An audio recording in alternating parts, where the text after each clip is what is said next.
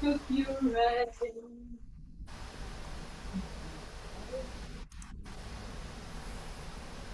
Namaste, Ranjini ji. Namaste. Hariom KKG. Hariom, say it here. Okay, wonderful to have you. Let me just, what is your, Sri Hari, okay.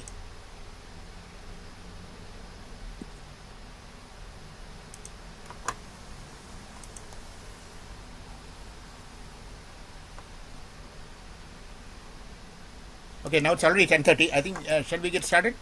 Yeah. So I will start sharing the screen.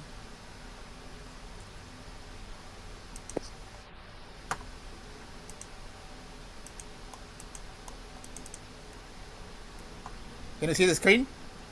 Yeah. Can see, right? Okay. So, welcome everybody to this session of Bhagavad Gita Parayan as well as Satsang for 2026 online session. There's a second session for this year. And I'm standing in for Anandji because Anandji is unable to make it. Normally speaking, it should have been Anandji who's doing it. So this is another. We've been having this kind of online Parayan for last several years, and this year also we are going to have this, but with some slight changes, but similar to like what we did for last year. So we'll have the chapter being chanted by some good chanters, and after that there'll be a lecture by one of the authorities on Bhagavad Gita, and this time it's going to be Swami Abhayanandaji from Shimaya Mission. So, and initially our program is that first we will have invocatory chanting, and then followed by a brief keynote address. This year, this time it should have been Sengutuanji, but I think he is unable to make it. So instead of Sengutuanji, maybe Srinivasanji can briefly speak a few minutes. Then after that, we will have the Gita Dhyanam followed by the actual Gita chanting. So today's session will have chapter 2 of the Bhagavad Gita, and so that will be the subject for today. So I will actually mute everybody for and accept so that you know.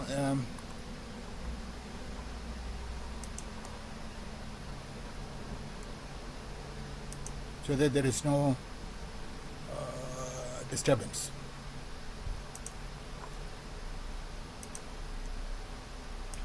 So only the co-hosts can unmute yourself, and then you can say at the end of the session we can I will unmute everybody so that they can ask questions.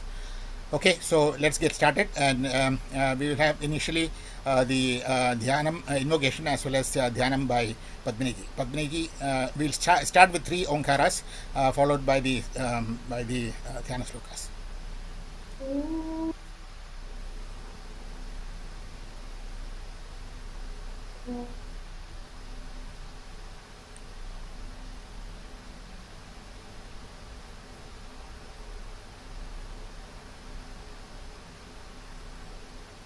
ॐ सहना भवतु सहनौ भुनक्तु सह वीर्यं करवावहै तेजस्विनावधीतमस्तु मा विद्विषावहै ॐ शान्ति शान्ति शान्तिः शुक्लाम्बरधरं विष्णुं शशिवर्णं चतुर्भुजं प्रसन्नवदनं ध्यायेत् सर्वविघ्नोपशान्तये सरस्वती नमस्तुभ्यं वरदे कामरूपिणि विद्यारम्भं करिष्यामि सिद्धिर्भवतु मे सदा गुरुर्ब्रह्मा गुरुर्विष्णुः गुरुर्देवो महेश्वरः गुरुः साक्षात् परं ब्रह्म तस्मै श्री गुरवे नमः.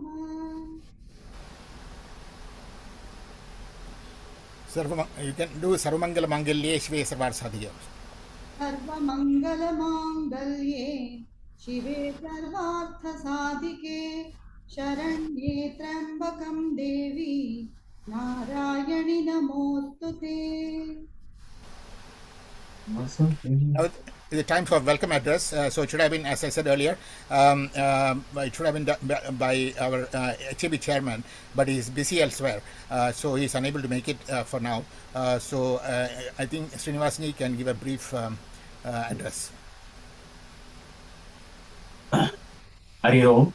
Welcome to the second session of the Gita Online Parayan in Satsang. Secretary Ji was supposed to join, but unfortunately he has been called for a urgent event to attend at the MCCY, where President is also attending. So he had to excuse himself at the last minute. So on behalf of him, it's my pleasure to welcome you all for this Gita Online Parayan session. If you look at it, Gita, before you go to think, so what is the purpose of Gita and why should you learn it and everything, then you know Gita Mahatmyam lists various benefits of listening to Gita, understanding the meaning, right from the meaning to even to chanting Artha Shloka, half slokas and everything. So it gives the immense benefit. It is like a mother giving a chocolate to the baby to do some housework or homework or everything. So that way, Gita Mahatmyam tells you that all these benefits accrue, and then like mother really gives a chocolate at the end of the session. The Gita Mahatmyam slogans are not invalid. They also give the benefit to the people who chant Gita or understand the meaning of Gita or pursue Gita. And it is also confirmed that you might have all known that when we say that when the Ramayana is chanted or told anywhere, we all know that Hanuman is present in one form or other. So that way, we Yatra Yatra Raghunath Geetam Tatra Tatra Kanjalim. That's the sloka that goes on to say that his presence. Same way, here also, Gita Mahatmyam says that the Bhagavan Vishnu is addressing Bhuma Devi in the Gita Mahatmyam, Madhusudana Saraswati Gita Mahatmyam. There he says that besides the Deva, Yatra Gita Visarascha, Patanam Bharatnam Shrutam, Tatragi Nishchitam Prithvi Nivasami Sadaivahi. What he says is that look, wherever Gita is chanted, Gita is listened, Gita is learned, Gita is understood, Gita is discussed, explained, discussed and everything, then Tatraham, I am definitely that place, I am Nishchayam Nivasami, I am definitely there. So not only all devas and everything, even here, Bhagavan Vishnu in the form of Krishna stays with that. So when today we have all happening in one place, Patanam, Shrutam, as well as Vicharam, all happening in one place under the guidance of Swami Aviyanandaji. So what more we can ask for? That definitely Krishna is also with us as one of the invisible listeners. So with reverence, that reverence will participate and listen to the beautiful lecture that is to come from Swamiji later on. Today's chapter is chapter 2. It's known as Sankhya Yoga. Sankhya has got a lot of meanings, but here one of the meanings that can be said is that Samyak Shamyate Atma Tattvam Anenahi Sankhya, which means that where the Atma Tattvam is discussed in detail, that is Sankhya. So here Sankhya Yoga refers to the Atma Tattvam. If Upanishads are so vast, and Gita is the condensation of the Upanishads, as we see in the Dhyana Shlokas, then chapter 2 is the condensation of the entire Gita. And even there, I would say that about the 15-20 shlokas in the beginning, talking about the Swarupa of the Atma, is the essence of entire Gita. So that's where we are going to discuss a very important topic today. And we have the fortune of Swami Aviyanandaji, who is well versed in Gita and Upanishads, has kindly consented to talk to us on this in an elaborate manner. And the other chapters, people may ask, then chapter 2 is there, what is the necessity for further chapters? I can only think of a simile which may be right or wrong, is that if you go to a temple, that there is a Garbhagraha, then a lot of praharas, like especially if you go to a temple like Srirangam, it extends to even to a city like this. So the praharas of the entire other chapters which carry the message, explain it elaborately, but the core is the Garbhagriha, which is chapter 2. So that is Atma Tattva is there. So that way, chapter 2 is very important chapter, and I'm glad that you all have taken the time to come join this session and listen to Swamiji's lecture. Swamiji needs little introduction, yet for the formality's sake, I'll say a few words about him. Swamiji has been associated with Chinmayanandaji, Chinmaya Mission, right from his childhood days, joining Balavihaar Sikh, and then even pursuing the 2-year intensive Vedanta course. Then he obtained the Diksha from Swami Swarupanandaji in 2019 and has been serving as the spiritual guide for various Chinmaya missions all over the world. Now he is currently based in Singapore. Swamiji has got ability to talk not only Hindi, English, but Gujarati as well as Tamil because of his posting in Chinmaya Mission School in Coimbatore. And he is also a very erudite scholar, spontaneous, and is able to connect with the everyone in the audience, right from the elder people to the younger ones. That is his very good ability. So we will have the benefit of listening to Swamiji a little while after the chanting happens. So I would not say sit back and relax. I would say that let's sit in reverence, listen to the chantings, and then to the beautiful lecture of the Swamiji. We thank Swamiji for having kindly agreed to deliver this lecture to us. Thank you, Swamiji. Hari Om. Welcome once again to all of you for this session. Thank you. Thanks so much, Srinivasji. By the way, for people who don't know, Srinivasji is the chairman of the Gita Jayanti committee of HEB in Singapore, and so he's actually leading the whole effort of Gita Jayanti from Singapore side. And thank you so much. And as he rightly said, chapter 2 is indeed the summary, or rather the synopsis of the whole of the Bhagavad Gita, which is further expanded in further chapters later on. So it is truly a most important chapter in which starts with the very low tide of how Arjuna in his tears and then surrenders himself to Lord Krishna, and then Lord comes up with his bang of chapter 2. So let's all listen to the chanting of the chapter 2 and followed by the talk by the Swamiji. So initially, as is customary, we should always invoke the Bhagavad Gita with the Bhagavad Gita Dhyanam. So Gita Dhyanam is actually, even though it's not a part of Bhagavad Gita, it is customarily chanted to invoke the Gita, as well as Gita's, the Vyasa, Bhagavan Vyasa, and the entire scenario of the Bhagavad Gita itself. So this will be done by Padmini-ji, and following Gita Dhyanam will be the actual chanting of the chapter 2, which will be done by two people. Padmini-ji will do the first part, followed by Sri Hari-ji. So initially, over to Padmini-ji for the Gita Dhyanam. Om Shri Paramatmane Namaha.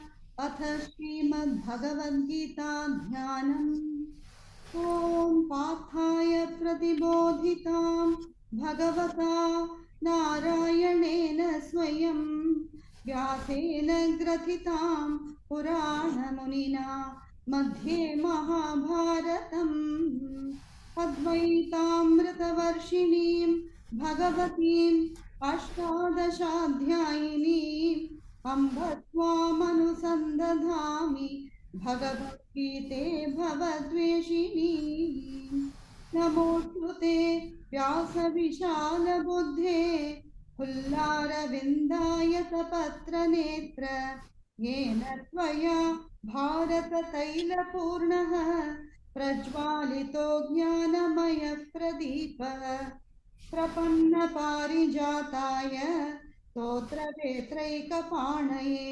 ज्ञानमुद्राय कृष्णाय गीतामृतदुहे नमः सर्वोपनिषदो गावः दोग्धा गोपालनन्दनः पार्थो वत्सः सुधीर्भोक्ता दुग्धं गीतामृतं महत् वसुदेवसुतं देवं कंसचाणूरमर्दनं देवकी परमानन्दं कृष्णं वन्दे जगद्गुरुम् भीष्मद्रोणतटा जयद्रथजना गान्धारनीलोत्पला शल्यग्राहवती कृपेण वहनी कर्णेन वेलाकुला अश्वत्थामविकर्णघोरमकरा दुर्योधनावर्तिनी सोत्तीर्णा खलु पाण्डवैरणनदी कैवर्तकः केशवः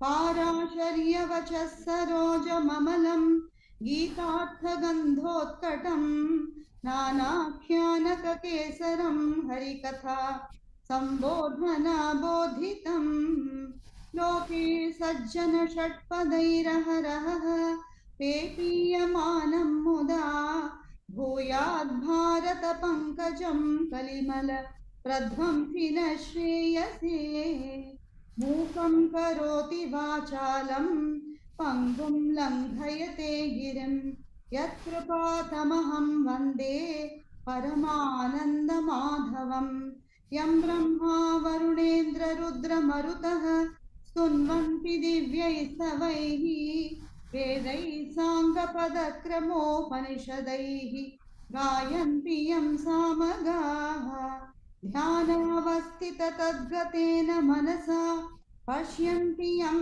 योगिनः यस्यान्तं न विदुः सुरासुरगणाः देवाय तस्मै नमः. Thanks for the beautiful chanting of the Gita Dhyanam. So now we actually get into the Parayana of Srimad Bhagavad Gita. So this chapter is one of the longest chapters of Bhagavad Gita with 72 verses, and only longer one is in the very last one. So this can be considered to be the very first one, and the last one is going to be 18, and this is 78 verses are there. So this one has 72 verses. So first 30 verses will be chanted by Padmini ji, followed by from 31 onwards to till 72 will be run by Sri Hari ji. So without much ado, let's get started. Padmini ji. ॐ श्री परमात्मने नमः. अथ द्वितीयोऽध्यायः सांख्ययोगः. सञ्जय उवाच तन्तथा कृपयाभीष्टम् अश्रुपूर्णाकुलेक्षणम् विषीदन्तमिदं वाक्यम् उवाच मधुसूदनः. श्रीभगवानुवाच कुतस्ताकश्मलमिदम् विषमे समुपस्थितम् अनार्यजुष्टमस्वर्ग्यम् अकीर्तिकरमर्जुन. क्लैब्यं मास्मगमः पार्थ नैतत्त्वय्युपपद्यते. क्षुद्रं हृदय दौर्बल्यं त्यक्त्वोत्तिष्ठ परन्तप. अर्जुन उवाच कथं भीष्ममहं संख्ये द्रोणं च मधुसूदन. इषुभिः प्रतियोत्स्यामि पूजार्हा वरिसूदन. गुरून् हत्वा हि महानुभावान् श्रेयो भोक्तुं भैक्ष्यमपि न लोके. अत्पार्थकामांस्तु गुरूनिहैव भुञ्जीय भोगान् रुधिरप्रदिग्धान्. न चैतद्विद्मः कतरन्नो गरीयः यद्वा जयेम यदि वा नो जयेयुः. यानेव हत्वा न जिजीविषामः ते वत्सिताः प्रमुखे धार्तराष्ट्राः. कार्पण्यदोषोपहतः स्वभावः पृच्छामि त्वां धर्मसम्मूढचेताः. यच्छ्रेयस्यान्निश्चितं ब्रूहि तन्मे शिष्यस्तेऽहं चाधिमां त्वां प्रपन्नम्. न हि प्रपश्यामि ममापनुद्याद् यच्छोकमुच्छोषणमिन्द्रियाणाम्. अवाप्य भूमा वसपत्नमृद्धम् राज्यं सुराणामपि चाधिपत्यम्. सञ्जय उवाच एवमुक्त्वा हृषीकेशं गुडाकेशः परन्तप. न योत्स्य इति गोविन्दम् उक्त्वा तूष्णीं बभूवः. तमुवाच हृषीकेशः प्रहसन्निव भारत. सेनयोरुभयोर्मध्ये विषीदन्तमिदं वचः. श्रीभगवानुवाच अशोच्यानन्वशोचस्त्वं प्रज्ञावादांश्च भाषसे गतासु न गतासूंश्च नानुशोचन्ति पण्डिताः न त्वेवाहं जातु नासं न त्वं मे जनाधिपाः न चैव न भविष्यामः सर्वे वयमतः परम् देहिनोऽस्मिन् यथा देहे कौमारं यौवनं जरा तथा देहान्तरप्राप्तिः धीरस्तत्र न मुह्यति मात्रा स्पर्शास्तु कौन्तेय शीतोष्णसुखदुःखदाः आगमापायिनो नित्याः तां तितिक्षस्व भारत यं हि न व्यथयन्त्येते पुरुषं पुरुषर्षभ समदुःखसुखं धीरं सोऽमृतत्वाय कल्पते नासतो विद्यते भावः नाभावो विद्यते सतः उभयोरपि दृष्टोऽन्तः त्वनयोस्तत्त्वदर्शिभिः अविनाशि तु तद्विद्धि येन सर्वमिदं ततं विनाशमव्ययस्यास्य न कश्चित् कर्तुमर्हति अन्तवन्त इमे देहाः नित्यस्योक्ताः शरीरिणः अनाशिनो प्रमेयस्य तस्माद्युध्यस्व भारत य एनं वेत्ति हन्तारं यश्चैनं मन्यते हतम् उभौ तौ न विजानीतः नायं हन्ति न हन्यते न जायते म्रियते वा कदाचित् नायं भूत्वा भविता वा न भूयः अजो नित्यः शाश्वतोऽयं पुराणः न हन्यते हन्यमाने शरीरे वेदाविनाशिनं नित्यं य एनमजमव्ययं कथं स पुरुषः पार्थ कं घातयति हन्तिकम् वासांसि जीर्णानि यथा विहाय नवानि गृह्णाति नरोपराणि तथा शरीराणि विहाय जीर्णानि अन्यानि संयाति नवानि देहि नैनं छिन्दन्ति शस्त्राणि नैनं दहति पावकः न चैनं क्लेदयन्त्यापः न शोषयति मारुतः अच्छेद्यो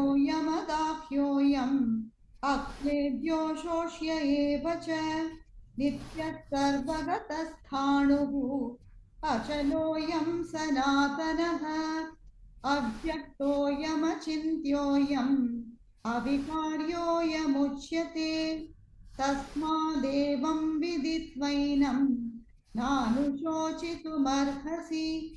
अथ चैनं नित्यजातं नित्यं वा मन्यसे मृतं तथापि त्वं महाबाहो नैवं शोचितुमर्हसि जातस्य हि ध्रुवो मृत्युः ध्रुवं जन्म मृतस्य च तस्मादपरिहार्येऽर्थे न त्वं शोचितुमर्हसि अव्यक्तादीनि भूतानि व्यक्तमध्यानि भारत अव्यक्तनिधनान्येव तत्र का परिदेवना आश्चर्यवत् पश्यति कश्चिदेनम् आश्चर्यवद्वदति तथैव चान्यः आश्चर्यवच्चैनमन्यः शृणोति श्रुत्वाप्येनं वेद न चैव कश्चित् देहि नित्यमवध्योऽयं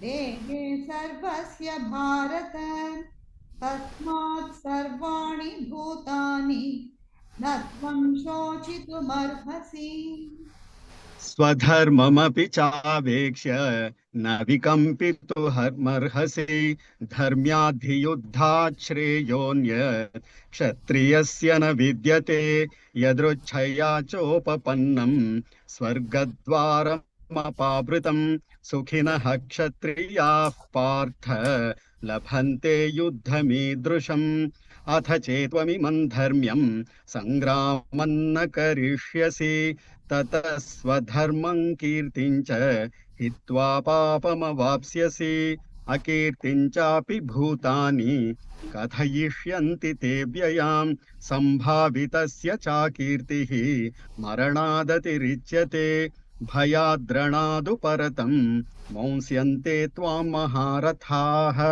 येषां च त्वं बहुमतः भूत्वा यास्यसि लाघवम् अवाच्यवादांश्च बहून् वदिष्यन्ति तवाहिताः निन्दन्तस्तव सामर्थ्यं ततो दुःखतरन्नु किम् हतो वा प्राप्स्यसि स्वर्गम् जित्वा वा भोक्ष्यसे महीम् तस्मादुत्तिष्ठ कौन्तेय युद्धाय कृतनिश्चयः सुखदुःखे समे कृत्वा लाभालाभौ जयाजयौ ततो युद्धाय युज्यस्व नैवं पापमवाप्स्यसि एषा ते विहिता साङ्ख्ये बुद्धिर्योगे त्विमौ शृणु बुद्ध्या युक्तो यया पार्थ कर्मबन्धं प्रहास्यसि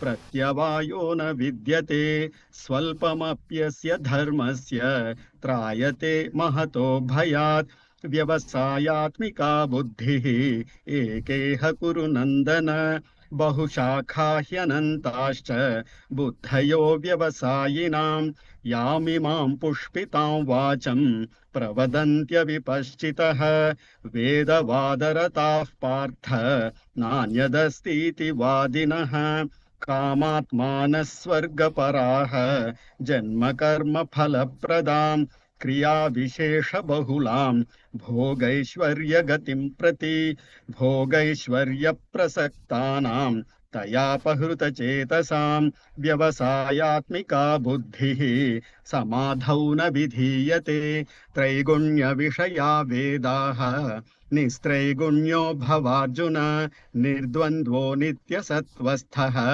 निर्योगक्षेम आत्मवान् यावानर्थ उदपाने सर्वतः सम्प्लुतोदके तावान् सर्वेषु वेदेषु ब्राह्मणस्य विजानतः कर्मण्येवाधिकारस्ते मा फलेषु कदाचन मा कर्मफलहेतुर्भूः मा ते सङ्गोऽस्त्वकर्मणि योगस्थः कुरु कर्माणि सङ्गं त्यक्त्वा धनञ्जय सिद्ध्यसिद्ध्योः समो भूत्वा समत्वं योग उच्यते दूरेण ह्यवरं कर्म बुद्धियोगात् धनञ्जय बुद्धौ शरणमन्विच्छ कृपणाः फलहेतवः बुद्धियुक्तो जहातीह उभे सुकृतदुष्कृते तस्माद्योगाय युज्यस्व योगः कर्मसु कौशलम् कर्मजं बुद्धियुक्ता हि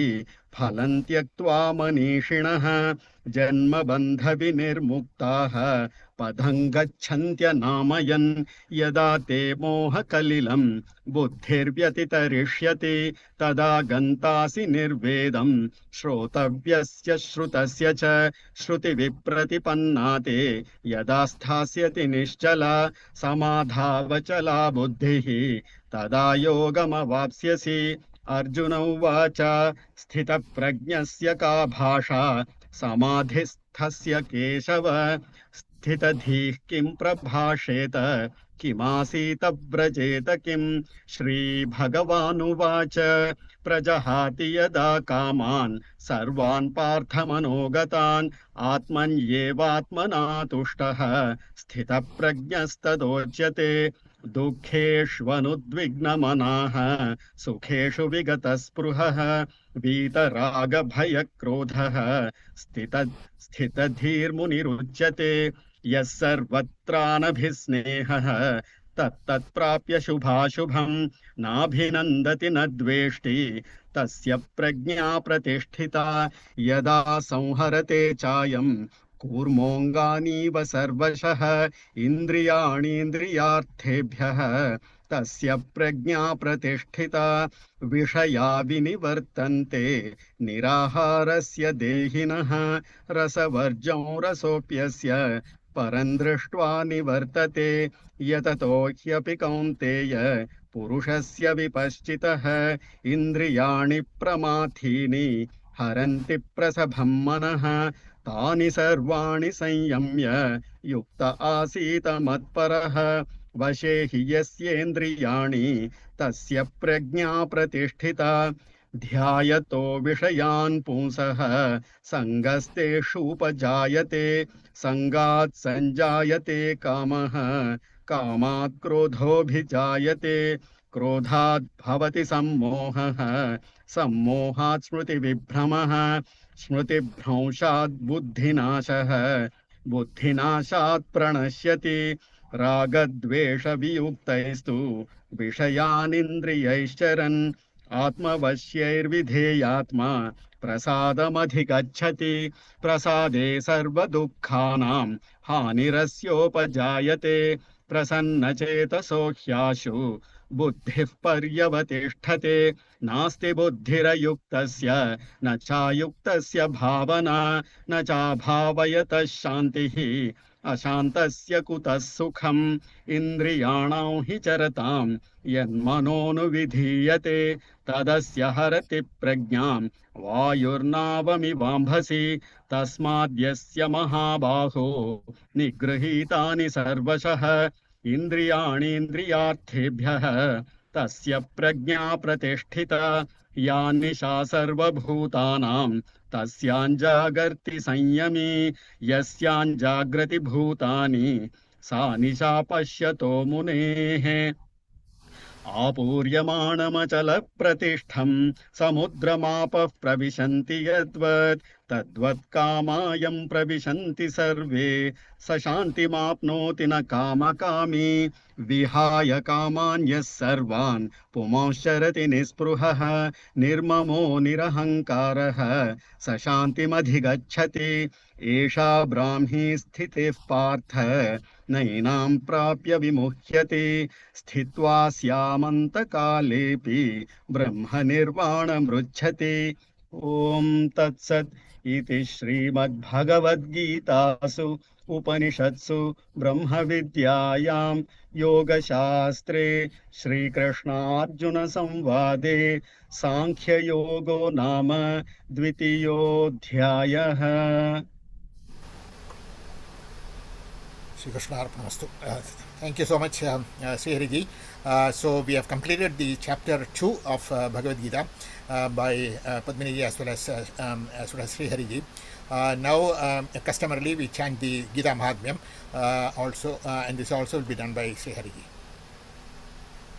अथ गीतामाहात्म्यम् गीताशास्त्रमिदं पुण्यम् यः पठेत् प्रयतः पुमान् विष्णोः पदमवाप्नोति भयशोकादिवर्जितः गीताध्ययनशीलस्य प्राणायामपरस्य च नैव सन्ति हि पापानि पूर्वजन्मकृतानि च मलनिर्मोचनं पुंसां जलस्नानं दिने दिने सकृद्गीताम्भसि स्नानं संसारमलनाशनं गीता सुगीता कर्तव्या किमन्यैः शास्त्रविस्तरैः या स्वयं पद्मनाभस्य मुखपद्माद्विनिसृता भारतामृतसर्वस्वं विष्णोर्वक्त्राद्विनिसृतं गीता गङ्गोदकं पीत्वा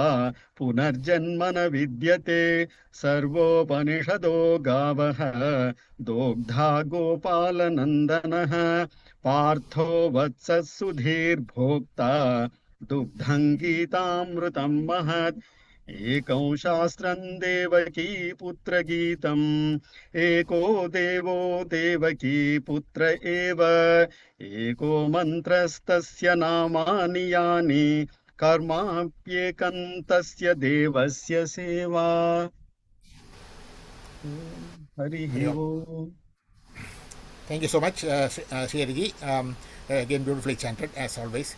Now we come to the much awaited Bhagavad Gita talk by Sri Swami Abhiyananda Ji, resident spiritual guide of Stimam Seva Center, Singapore. And I think he's also simultaneously holding the Delhi this thing also, and he's currently going to speak from Delhi. So I will stop my sharing. And has Swamiji already come? Yeah, Swami is already there. I need to enable him, make him as. Yeah. What You is can make the- him a host also.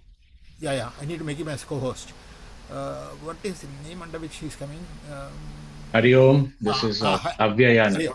Hariom. Yeah, sorry, yes. I'll make him as make you as co-host, and also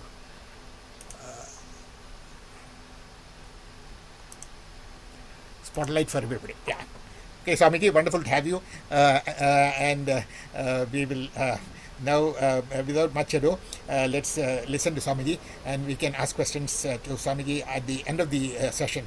After Swamiji's lecture, we'll have a short invocation, and then we move over to the questions. Okay. Thank you, Swamiji. Over to you.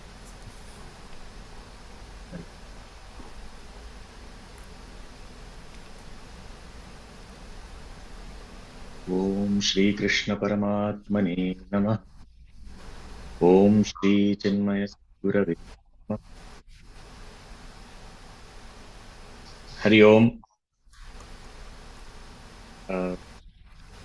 Suprabhatam and Namaskaram to everyone. Very happy to be able to reflect upon one of the most important chapters of the Bhagavad Gita. As was said in the introduction, and a few other times after that also, that this is kind of a synopsis, or if we look at it as an entire book, this is the table of contents of the Bhagavad Gita. The beauty of this second chapter can be understood completely when we understand the word atha before dvitiyodhyaya. Atha means after the first chapter has been completed. The second chapter begins with Sanjaya's narration. And he says the first chapter ended that Arjuna sat down on the chariot. So he had come as a warrior. He saw, instead of soldiers, he saw relatives. And then he sat down. In between, he did give a lot of reasons, according to his logic, his understanding, why he should not fight. And ultimately, he sat down. The second chapter opens with sitting down. What did he do? Sitting down, his eyes were filled with tears, and he was overcome with pity and more of self pity, actually. And he was also in a state of utter dejection, utter sorrow. And then he lost his ability to even think straight, his ability to speak. And that was the time when Sri Krishna addresses him for the first time, the first verse. In the first chapter, there are words of Sri Krishna which do not even form a quarter of a verse. He says, Pashya, just look at these people. So that was the drawing of Arjuna's attention in the first chapter. In the second chapter, in the beginning, 2 verses, Bhagavan is giving what is called as a shock treatment to Arjuna. The second and the third verses are not any compassionate words. Of course, they're filled with compassion, but it is lashing at Arjuna. And I think this is the technique that most of the able mentors, guides, and even doctors follow.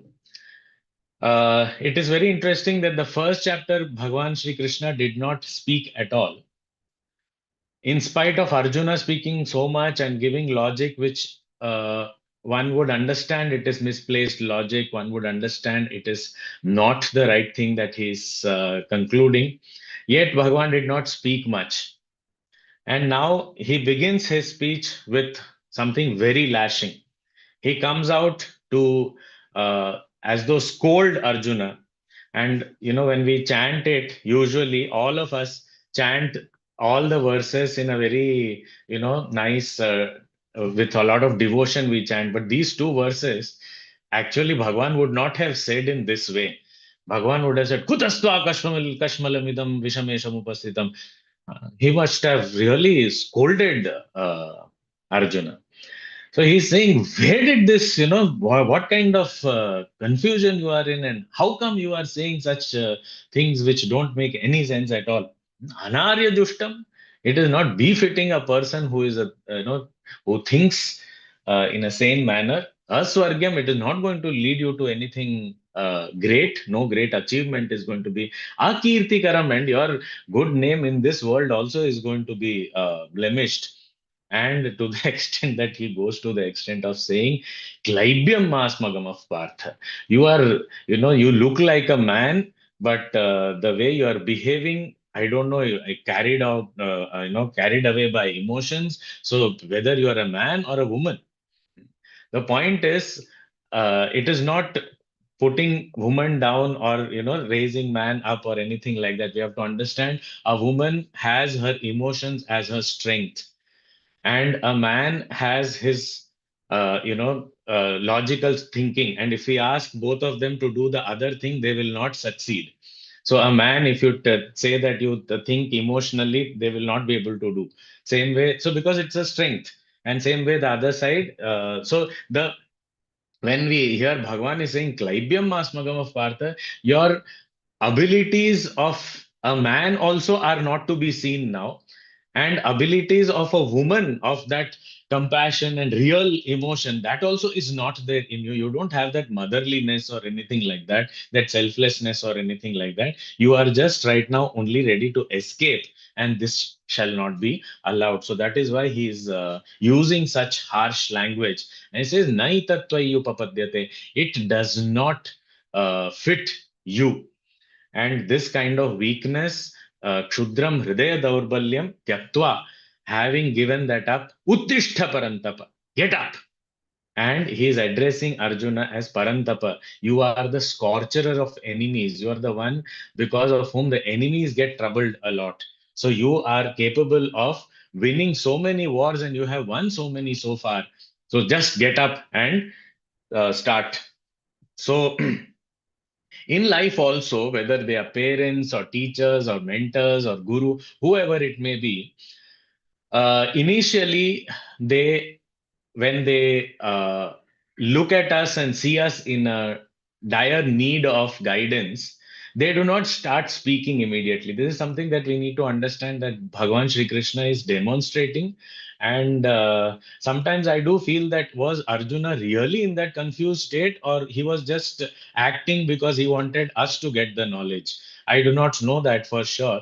But as a representative of ours, he's exactly portraying our state of mind. And initially, the guru or the mentor, or even parents for that matter, they are silently just observing. Okay, you say whatever you want to say. You're going on the wrong direction, but it's okay. I will just hear you out. Never mind. You will come around. It's fine. So, with lot of patience, they our parents or guides or mentors or guru, they wait for us to blabber, to say things, and we feel that we are sounding very, very logical and very wise, but it is not the case. But they wait silently. So this is called a silent treatment. It is called maunopadesha. So there is, non-approval by silence. But if we are not in a proper thinking mode, we are not able to understand this silent treatment. So then we are just sitting and crying and saying, see, now silence, we say silence is for non approval, but we take it and misconstrue as silence means approval and acceptance. So I say, see, Bhagwan also feels the same as I feel. We also sometimes do that. If my guru is not saying anything, I feel, yes, he is also agreeing with me. But maybe he's not saying anything because he's disagreeing with me. But we don't have that ability at that time to think. Then comes the next treatment is the shock treatment. So they just say, come on now, leave all these things, shut up and get up. And then now do your duties. So Uttishtha Parantapa. So now just get up, drop all these weakness, all these illogical talks, and get up and get to work. So this is what is the second step, that even parents also, for some time they will be quiet. After some time, they will show that anger. Now, if that works, again, that will work if I have that state of mind of being able to understand, or at least being able to obey. Because whatever my parents say or whatever my guru says, okay, I will be ready to obey. But that readiness to obey also comes when I have a particular state of mind. But if I am completely steeped in ignorance, or in these wrong notions and self pity, etc., highly carried away by emotions, and I lose my discretion completely, in that state, I am not even able to obey what they are saying. And maybe there is, like, within us, we may be saying that I want to obey you, but I'm not able to obey you. But this shock treatment also is not a waste, because after Bhagwan said such lashing words, something really important came out as a diagnosis. Because the doctors also, sometimes, especially Ayurveda and all, if we see, we find that first they will give medicine so that everything comes out. Even homeopathy also, everything comes out. So this coming out is important, so that we get really, get to the roots, and the root cause is eliminated. So here also we find that after saying a few things like, how can I kill my guru, how can I kill my grandsire, and all these things, they are to be worshipped with flowers, and I am here to be, to shoot arrows against them. It doesn't seem right, etc., etc. After that, he says that, I am ready to even go and beg for alms, and just subsist that way, but I don't want to inflict any pain, injury on my worshipful elders. But finally he comes to that state where he does speak out his own real worry. And that is, he says, Yadva Jayema Yadivano Jayayuhu. I don't understand which is better, whether we should be winning or they should be winning over us, whether we will win or they will win. I am really worried about that. So actually speaking, it all comes down to the stress that one has of regarding success, regarding the result of this entire war. Sometimes we also come into this state where we justify our worries and stress with something very noble, like Arjuna did in the first chapter. And we justify that, look, I am a very, I don't like violence and all, therefore I am not going that side. But the real thing is, if I am confident of winning, then I will not worry about all these values and all. But I am just, camouflaging and packaging my weakness into something very beautiful and noble. And that is what here is happening. And once that comes out, then um, Arjuna is pushed to that extent where he says, I don't think now I am also capable of any thought. So he says, Karpanya dosho pahata subhava, very beautiful verse in the second chapter, where right in the beginning, seventh verse, he says that it is really my condition is such that I am not even able to properly, think. Dharma sammudha chetaha. I have become really very confused, because in the first chapter I said so many things which I felt were all very logical. But after listening to a little bit of your lashing words, this shock treatment, and myself listening to my own words, I feel that really I don't understand anything. I am not able to make any decision. So therefore, I have a request. And this is a beautiful thing that Arjuna did. And we also need to learn this from Arjuna. He says that whatever is good for me, you decide and tell me. And I take me as your disciple, Shishyasteham. Shadhimam, please teach me, please make me understand. Tvam Prapannam. I am surrendering to you. You, whatever you say, you decide and tell me. So now it is very interesting that when we are also stuck, it is very important for us to take guidance from someone who is nearby, someone who is wise, someone who is a well-wisher, someone who is capable. So there we will always be, and that is why it is said that satsanga is important, means being surrounded by good people, wise people is very important. So that at this kind of times, we have an opportunity to be able to seek guidance. So Arjuna made sure that he had Bhagwan with him. And this decision was not made at this time. This decision was made long before the war began. He went to Bhagwan. We all know that Duryodhan and Arjun went, and then Arjun chose Bhagwan, even without a promise of fighting the war or lifting a weapon.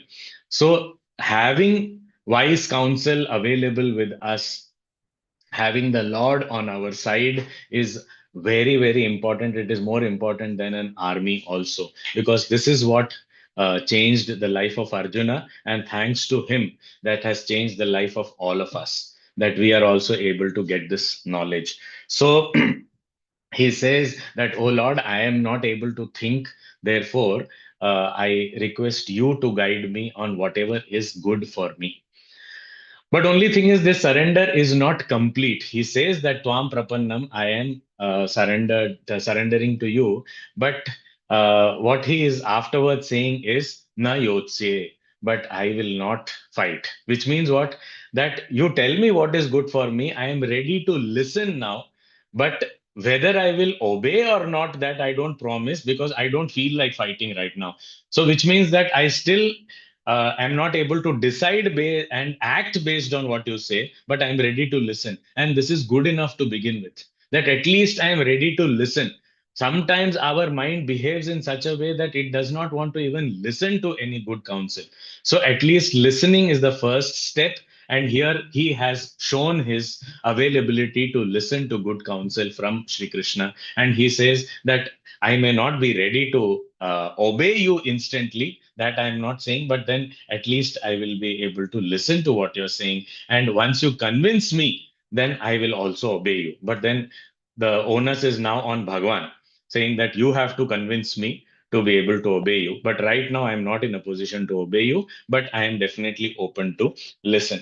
And he says that this is the only thing that I feel will help me, because even if I am given all the kingdom of the this world and the heavens and everything also, I don't think this confusion and this sorrow is going to go away. So it is only your teaching. This is again a very important principle.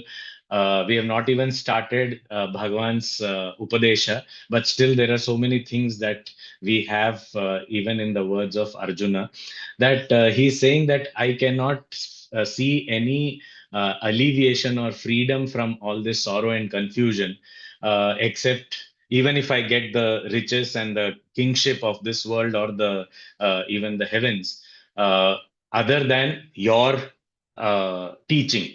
So, which means that it is only knowledge that can free us from all confusion, ignorance, and bondage, and the burden of sorrow. And it is nothing else. So we may get all material riches, etc., but then it is only this knowledge that will really free us. So this is a very important point, that Arjuna himself, in that devastated state of mind, he is able to have this viveka. This little bit of viveka is very important, even to listen to this knowledge and try and walk this path. After this, Arjun sits down. He has dropped his weapons. He's gone into that state of complete dejection. Not even like physically not being able to do something is one, but here even mentally he is not able to apply his mind to anything. He's just completely gone in a frozen state, and he's just sitting there. And where is he sitting? He had already requested Sri Krishna to take his chariot to the middle of the battlefield in between the two armies. So that is where he has sat down, completely dejected and confused and in drowned in sorrow. and saying that na yotsye iti govindam uktva tushnim babuvah. He went into the silence after saying that I shall not fight. Now, Bhagwan's Upadesha starts, and actually, Bhagwan Adi Shankaracharya ji finds only from now onwards that it is worthy of commenting on every verses. Till now, Adi Shankaracharya ji says this is how the whole background was set, and when there was a demand, then Bhagwan started teaching. So, this is again a very important aspect that we need to demand. If our demand is not genuine, then if we don't get the best, then there is something that we need to introspect, that did I demand correctly? So here Arjuna very clearly demanded for this knowledge. And when Krishna takes over, there's a very beautiful expression that in Sanjaya's words here, that Tamuvacha Rishikeshaha Prahasanniva Bharata. So he was as though smiling. So this is a very beautiful expression.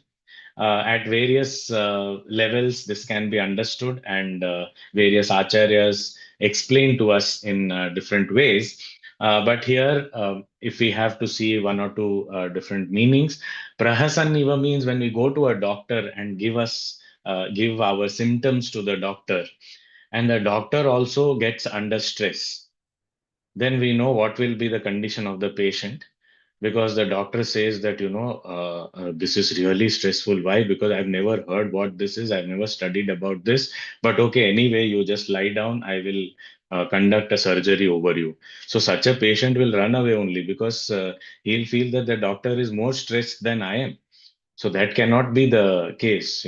So, but when somebody, we go to a doctor and then the doctor smiles and says, Acha, this is your problem. Okay, no problem. Don't worry. So, there is a smile. So there's a smile of confidence and says, okay, I know what you're going through and I have some remedy for that. So this smile of Bhagwan is an reassuring smile saying that don't worry, we'll work it out. We will, get out of this problem. So this is something very beautiful. Second thing is, Prahasan also means that he is not laughing at the sorrowful state of Arjuna, but he's just smiling and saying that, look, I know what you're doing, but we are there together. We are there to stick together. So don't worry. So that's again, one is that I have the solution for this. Other is, okay, we'll figure it out, but we are together. Just smile. Relax. That's another thing. Third thing is also from the Shastras, especially the Puranas and all, when we read even the Itihasas, we find that Bhagavan's smile is actually Maya. Maya is the power both of delusory power and also enlightening power. Maya can be avidya Maya and vidya Maya. So it can delude also and it can enlighten also. So here, when Bhagavan is smiling, he is spreading the Maya. He's just appreciating that, wow, my delusory power has deluded even this Arjuna. And by this smile, he's saying, now I am going to use my enlightening power, the Vidya Maya, to get him out of this confusion. So the important point here is that whatever is happening, it is all happening under the control of the Lord. So we don't need to really bother, provided we keep the Lord with us and we are at his feet, then we are protected.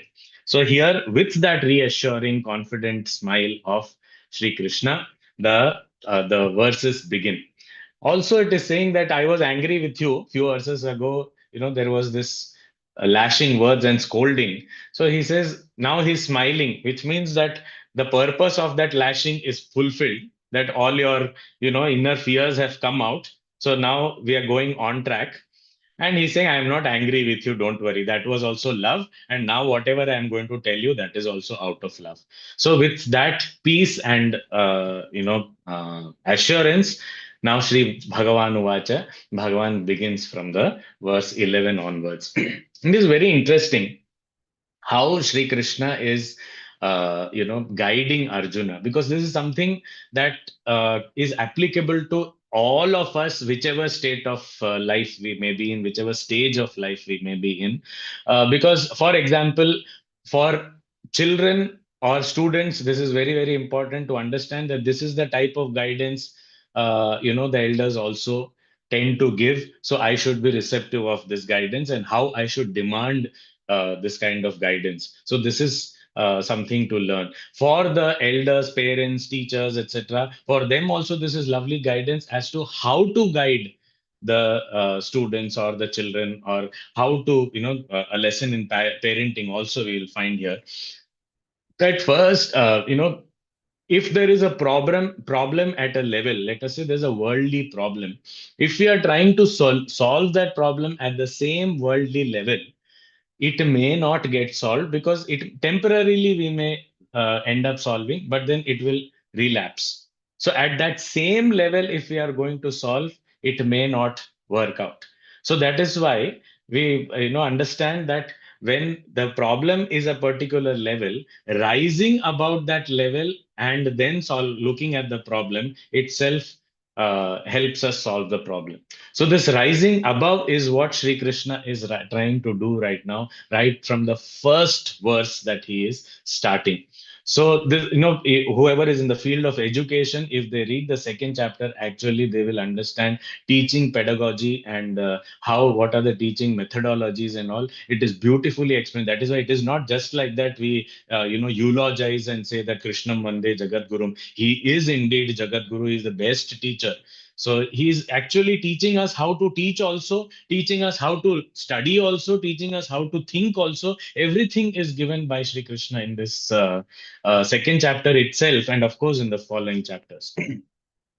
So coming to his treatment after the silent treatment, Maunopadesha, then after that the scolding treatment, and then now coming to the knowledge treatment. And in this knowledge treatment, why I'm using the word treatment is Puja Gurudev Swami Chinmayanand used to always say that what Arjuna is going through is a typical disease of the mind, which is prevalent in many of us even today, and that is why it is characterized as Arjuna disease. And the cure is the Krishna cure. So this treatment or the Krishna cure is in form of these words. So after the silent dose of treatment, after the lashing dose, now comes the knowledge dose. And in that, the first verse itself, he is kind of, what we say in the language of management as self-actualization, to come to the reality of where do I stand. It is like kind of again shaking up Arjuna with a lot of love, and with that insight of knowledge, he is saying, Ashocyan anvashochastvam. The very first verse, we will think that initially the first thing we are addressing as a problem, then it should be highly diluted. Bhagwan takes an approach which is exactly the opposite. He is completely concentrated knowledge he is giving. The first thing is self actualization, and then he is giving him a better understanding of that. He is saying, Ashocyan anvashochahatvam. What are you doing? What is your action indicating? That which does not deserve grief, you are grieving over that. Ashocyan means that those things which do not deserve grief. Anvashochastvam. You are constantly grieving towards that and you're crying about it. But what is your speech? Prajnavadamsya bhashase. And you are talking like as though someone very, very knowledgeable person. So the speech is like a knowledgeable person, but action is like a fool or an ignorant person. So this dichotomy which is existing within us also often, we also sometimes speak like very, very wise people. But when our actions are observed, we are actually not acting like a knowledgeable person. So here, Bhagavan is indicating that directly without mincing his words. He is saying you are talking like a wise person, but behaving like an ignorant person. Why? Because ignorant person only grieves over that which does not deserve any grief. So then we may ask, why this does not deserve grief? So he says, Gatasun agatasumscha nanu shochanti panditaha. Really knowledgeable people, here panditaha means knowledgeable ones, real men of knowledge, na anushochanti, they do not grieve over these two categories. Gatasun, agatasun. Gatasun means the one who have those ones who have left. who have departed. And agata soon means they have not yet departed. Now, where will we get a third category? There is no third category. Those who have gone, and the others, Gurudev used to say, those who are gone and those who are going on the way. So these are the only two categories, because all of us are belonging to the second category. But there is no third category available. So eventually, I will also be there only in the other side. So then, what is there to grieve? Because some people have departed, some people are going to depart. So where is the reason for grieving? And a knowledgeable person understands this and does not grieve. Whereas you are talking about a knowledgeable person, yet you are grieving like an ignorant person. And this is actually against your nature. This is the beauty. What, earlier Bhagwan said in the beginning of this chapter, he said that, this does not befit you. Nat Nata tvai upapadyate. It does not befit you. Means what? That you are a person, as your thought and knowledge is, so is your speech, and so you do. That is the characteristic of Arjuna. The word Arjuna itself means the one who is integrated, who is straightforward, who thinks, speaks, and does in an aligned manner. That is called Arjuna. And he says, Nata tvayu papadyate. It does not befit you, which means what? That now you are talking like a knowledgeable person, giving all these logical, so-called logical arguments. On the other side, you are behaving and you're crying like an ignorant person. What does this mean? You don't have the strength and the ability of, physical strength, etc., of a man also to, be valorous and go and fight the battle. Nor do you have the compassion and the softness and beauty of the woman. So both these characteristics are not there in you. You are not straightforward as you usually are, the thinking and speech and the actions being aligned. Now you are talking like a knowledgeable person and behaving like an ignorant person. This is not befitting you. So, this is a moment of self actualization brought out in an environment of reassurance and love. This is what something is a lesson in parenting, that if we are parents or if we are guides, if we are teachers, we have to learn to do this. We have to be able to provide an environment of assurance and environment, a safe space, as we call it these days. That safe space has to be provided, that I am not judging you here. I don't have anything against you. I don't have anything to, make you feel, uh, an object of criticism or anything. You have your space here. So you don't worry. You just be what you are. But understand that where you stand is not what you are talking.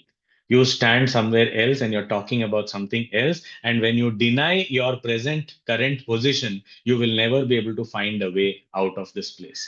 Wherever we want to reach, our starting point has to be known. Otherwise, we cannot even, you put in the GPS or Google Maps or something like that. I want to reach this place. But then starting from where?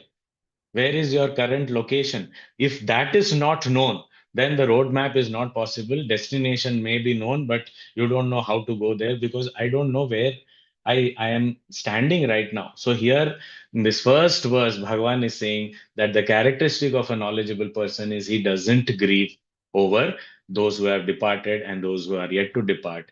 And you are grieving and talking like wise people. So this doesn't happen. So now the question is, now why don't wise people grieve over these over people?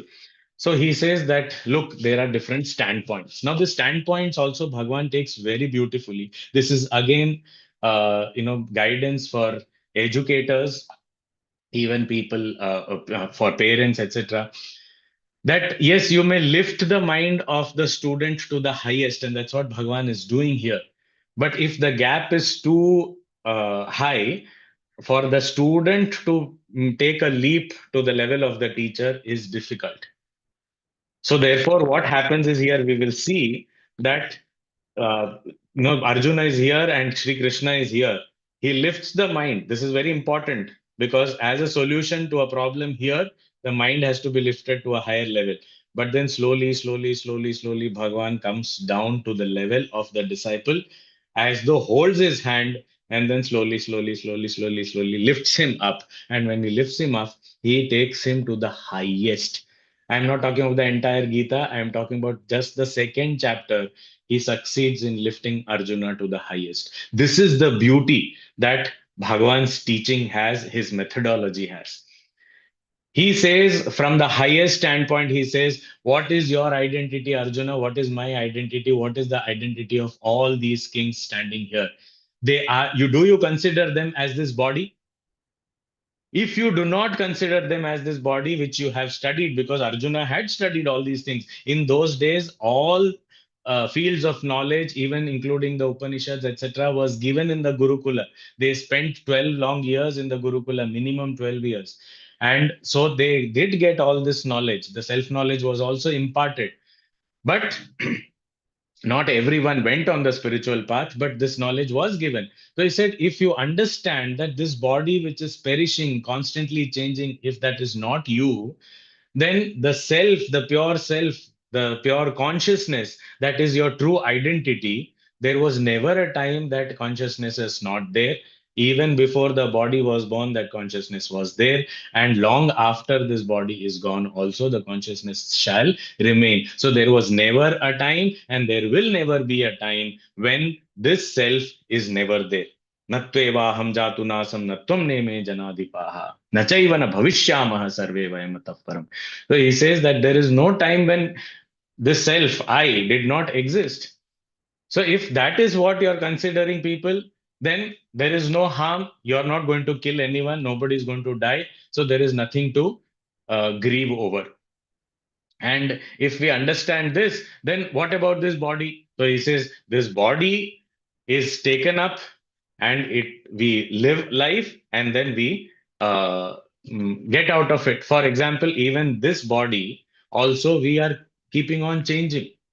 In this birth also, in this lifetime also, medically speaking, it is said that every 7 years all the cells of our body change. So our age divided by 7 is the number of bodies we have already changed in this lifetime itself. So many bodies we have changed. Did we feel the pain? Did we grieve over it? At every 7th birthday, 14th birthday, 21st birthday, 28th birthday, we should go and cry and say, oh, I have lost you, you have gone, now some new person has come. But that doesn't happen.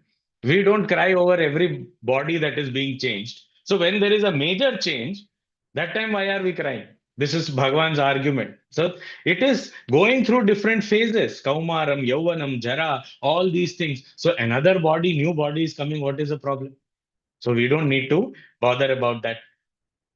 Further, also, he says that like we don new clothes, we may be wearing new clothes, the old clothes are discarded. In fact, when new clothes are worn, we feel so happy.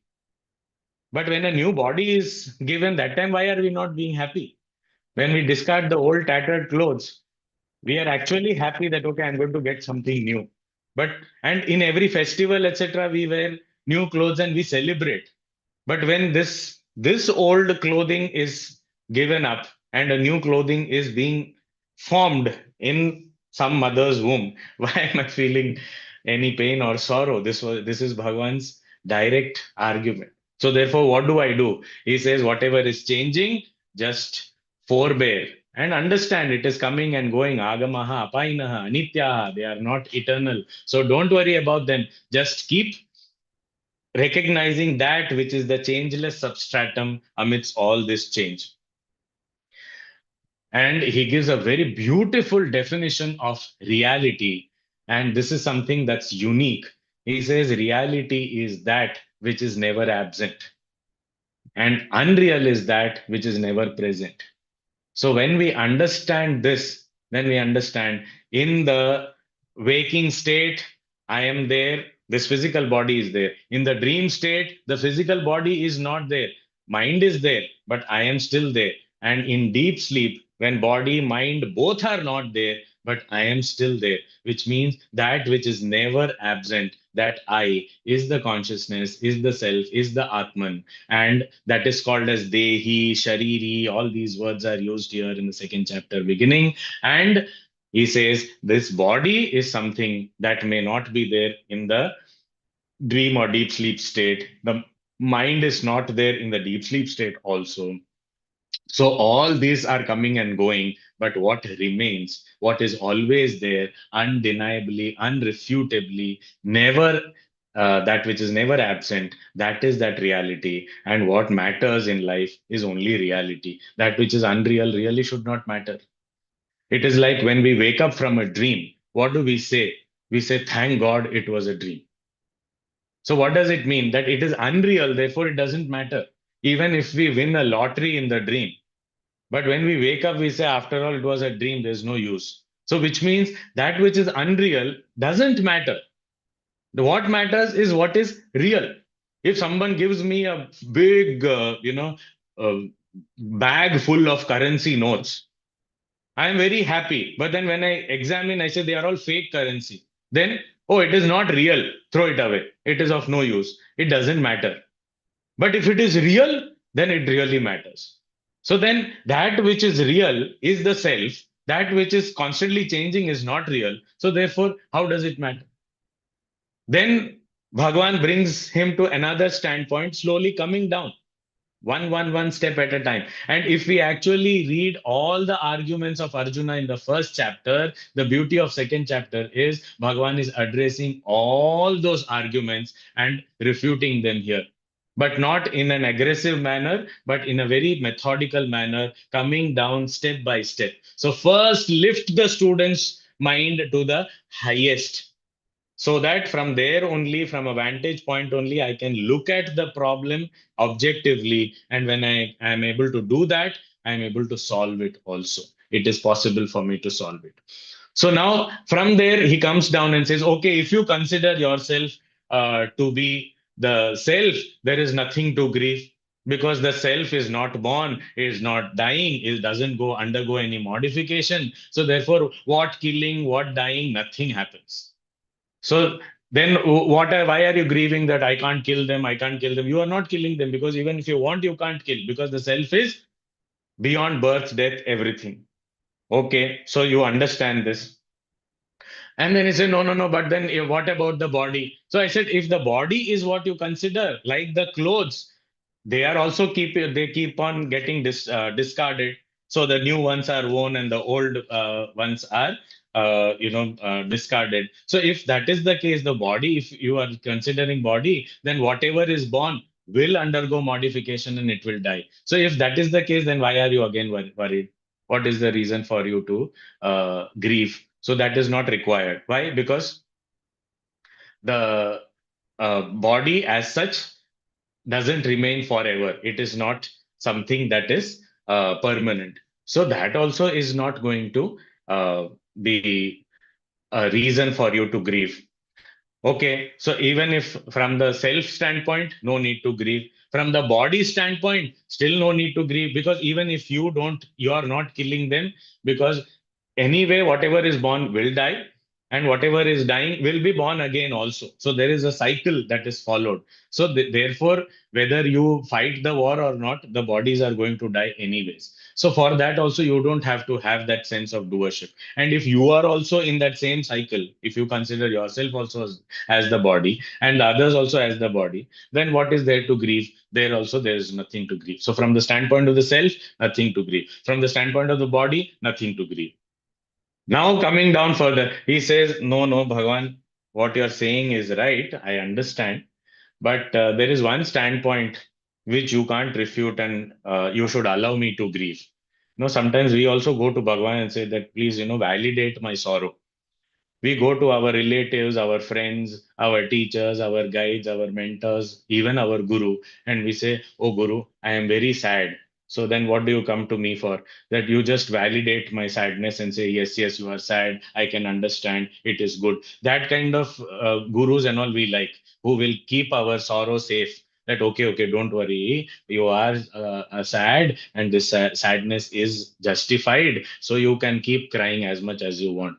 That kind of thing, we look for such validation for our sorrow also. And Guru is the one who will take a pistol and shoot us. That what sorrow are you talking about? Kutastu akashmalamidam vishame samupastitam. So that is a guru's greatness and his compassion. He says, I cannot let you grieve. If you have come to me, I will destroy the sorrow. I will not let you in this position only. So here Arjuna as though is looking at Bhagwan and saying, yeah, this also is not a reason, this also not a reason. So now where is the reason to grieve? Somewhere I have to get a reason. So Bhagwan is coming to another standpoint and saying, okay, you must be thinking that, okay, the self, there's no reason to grieve. Body, no reason to grieve. But the self identified with the body, which is called a jiva, that jiva is performing all the actions. And when the jiva is performing all the actions, and then that is going through the result and everything also. So then what about that jiva? So he's saying swadharmam api chaveksha. That even looking at it from the standpoint of the jiva performing actions, if you are performing your duties, he's saying there's nothing to grieve. So here this is very important point that we need to understand, because sometimes people just read and the translation of Bhagavad Gita and say that this is a warmongering scripture, because there is where again and again the instruction given to Arjuna is fight, fight, fight, fight. So he said, no, we will not read the Bhagavad Gita because it is asking us to fight, and all the fights happening, these wars are happening in the world is all because of Bhagavad Gita. The point is, if people read Bhagavad Gita, there will not be any wars.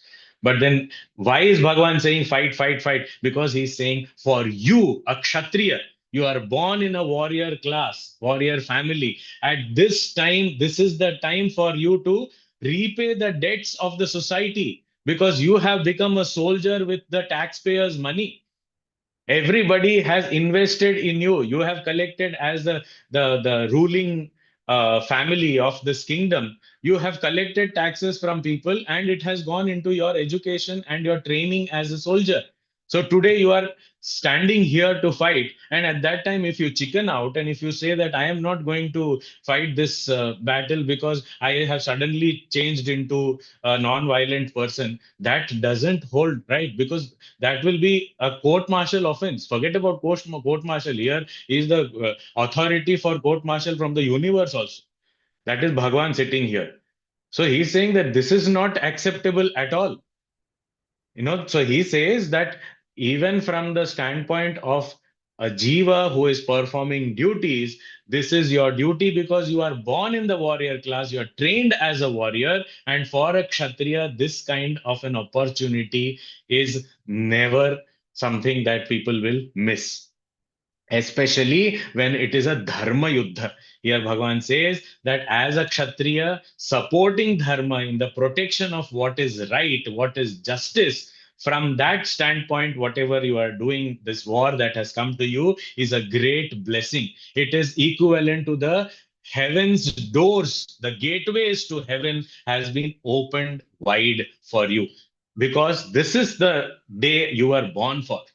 So Bhagavan is saying, even from this standpoint, you will, there is no reason to grieve. Why? Because even if you win the battle, and there will be great glory, and even if you die in battle, if it is a righteous cause for which you die, that also will give you great name, fame, and also heavens you will attain. So it is a win-win situation for you. So running away is not an option. You fight, whether you win or you lose, both ways, it is a win win situation for you. You are going to gain only, you're going to gain great glory. So don't worry about it. Coming down, still Arjun. Arjun was thinking, he was understanding, but he was still not convinced. Arjun said that I'm ready to listen, I'm ready to think with you, but then I'm not convinced yet. Now Bhagavan says, okay, this also did not work. Let me bring it one more notch down. So he says that, okay, you know, uh, good name and glory will come to you if you fight. But what if you run away from battle? Said, if you run away from battle, are you looking at all these people? Said, all these people are going to bad mouth. They are going to talk ill about you. What mockery is going to happen? I don't know.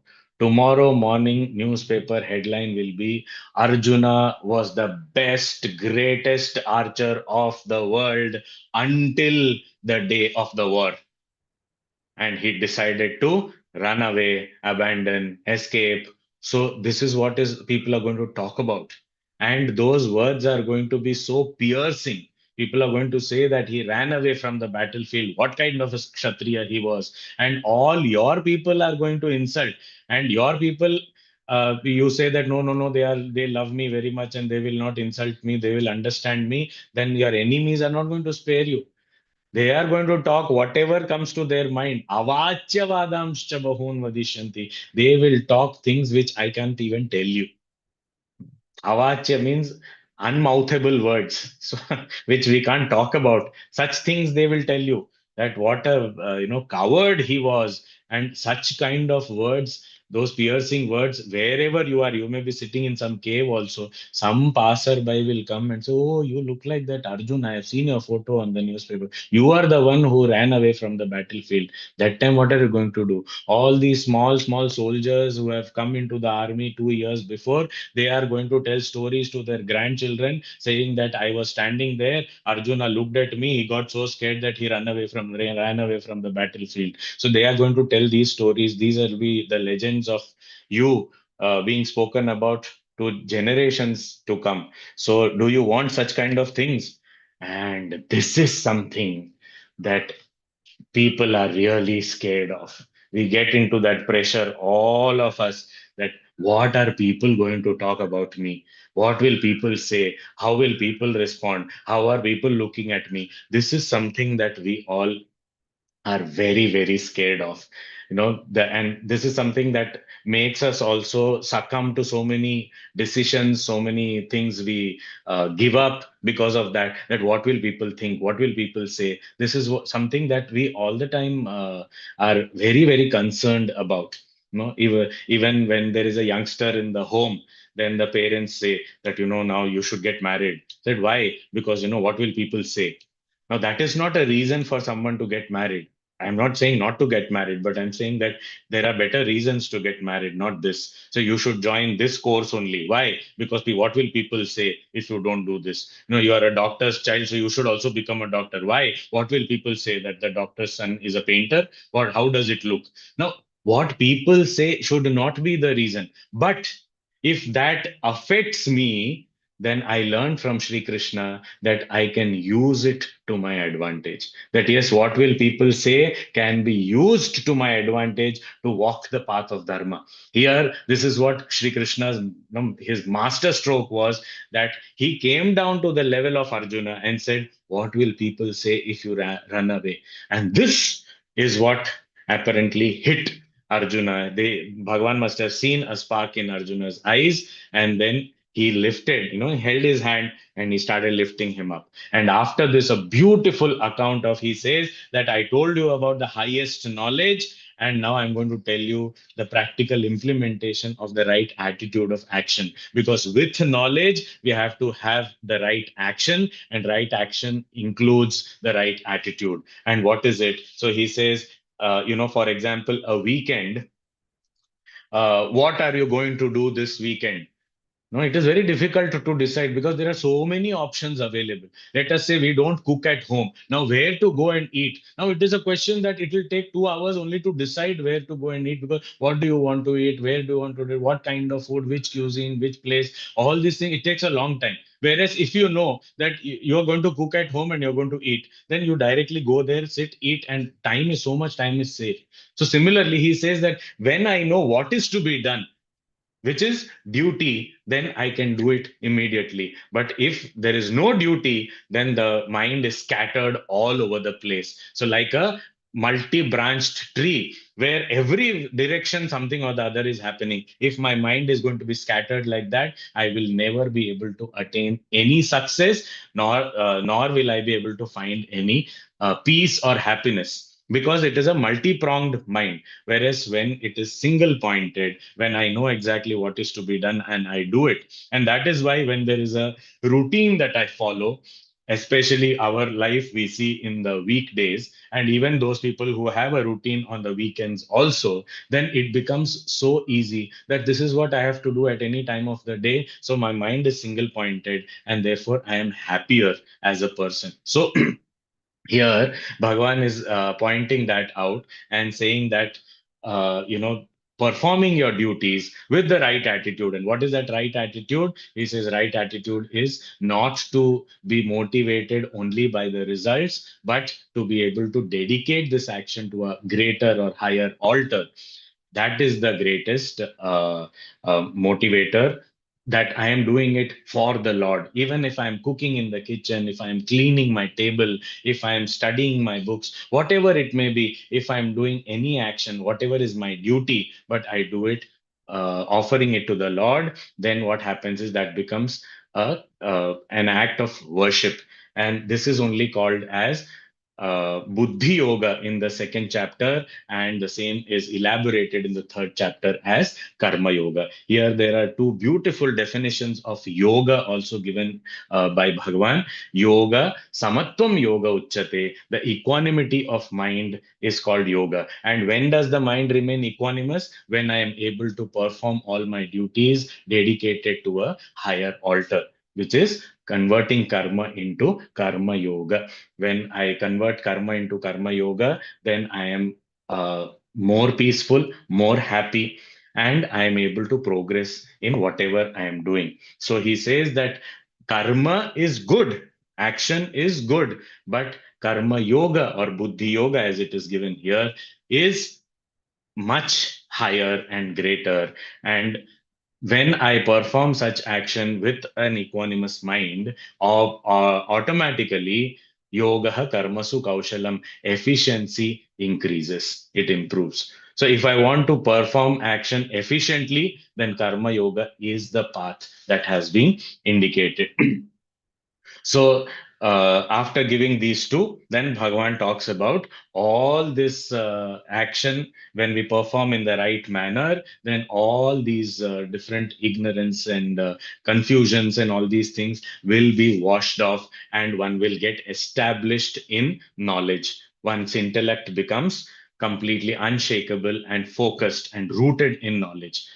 Now, after saying so much, we have to remember Bhagwan was here, Arjun was here, and then Bhagwan came down, held Arjuna's hands, and then he lifted him up. Now, he talks about the person whose wisdom is well established, he is rooted in knowledge. Such a person, he says, and Bhagwan keeps quiet in verse number 53. After that, Arjuna's inquisitiveness, he has lifted his mind up. This is what is the sign of a good teacher, that not only does he help solve a problem at a one level, but also lifts the mind of the student. Therefore, any problem happening at that same level will never affect again, because the mind of the student has risen above. And after that, now Bhagwan is quiet. Therefore, Arjuna is asking question about a sthita prajna, a man of steady wisdom.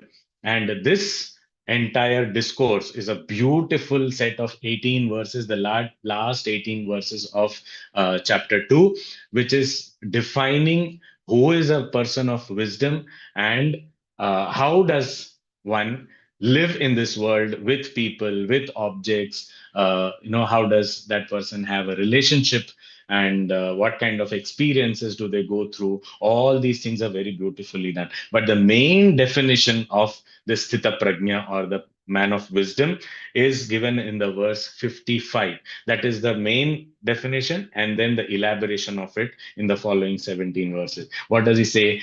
Prajahati yada kaman sarvan partha manogatan. When manogatan sarvan kapan prajahati, when a person, a wise person, gives up all desires that come into the mind, means does not entertain any desires.